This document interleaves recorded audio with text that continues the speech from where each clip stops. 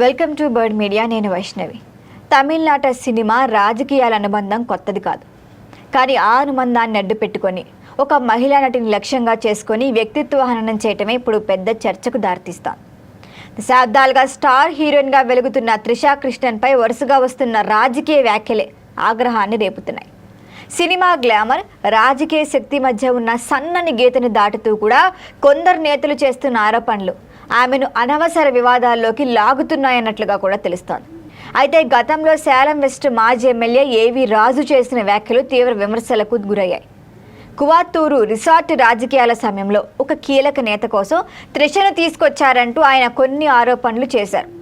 అవి కూడా వాటిపైన ఎటువంటి ఆధారాలు లేకుండానే చేయటం వల్ల ఇవన్నీ ప్రచారంలోకి వచ్చాయి. మరి ఈ వ్యాఖ్యలు కేవలం త్రిషనే కాదు, మొత్తం సినీ రంగాన్ని అవమానించినట్లుగా భావించారు. అయితే రాజకీయ ప్రత్యర్థులను దెబ్బ కొట్టే ప్రయత్నంలో ఒక మహిళా నటి పేరును ఇలా లాగటం కూడా దిగజారుడుతనానికి నిరసనమని కూడా పలువురు అభిప్రాయపడ్డారు. అయితే ఇటీవల ఇప్పుడు మళ్ళీ తమిళనాడు బీజేపీ నేతలు కూడా తమిళగ వెట్రికజగంను టార్గెట్ చేస్తూ ఆ పార్టీ వ్యవస్థాపకుడైన విజయ్పై కూడా విమర్శలు గుప్పించే క్రమంలో ఉన్నారు. మరి ఆ టైంలోనే త్రిష పేరును మరొకసారి ప్రస్తావించడం ఇప్పుడు వివాదానికి దారితీస్తోంది. విజయ్తో త్రిషకు సంబంధాలున్నాయంటూ ప్రచారం చేయటం మొదలెట్టారు. మరి దీని ద్వారానే విజయ్ను వీక్ చేసి దాంతోపాటు రాజకీయ ప్రయోజనాలు పొందాలి అనే ప్రయత్నంగా కనిపిస్తోంది. అదే చేస్తున్నారన్న విమర్శలు కూడా వస్తున్నాయి. దీంతో త్రిష పేరు మరొకసారి రాజకీయ రొంపులోకి లాగబడుతోంది. మరి ఇదే సమయంలో సినీ రంగానికి చెందిన కొందరు వ్యక్తులు కూడా వ్యక్తిగత విమర్శలు చేయటం పరిస్థితిని మరింత వేడికి పెంచుతోంది. నటి మీరా మిఠున్ ఈమె సోషల్ మీడియాలో త్రిషపై తీవ్ర వ్యాఖ్యలు చేశారు. అవకాశాలు లాగేసుకుంటోంది ఈమె, నెపోటిజం మద్దతుతో ముందుకొస్తోందని కూడా త్రిషపైన ఆరోపించారు.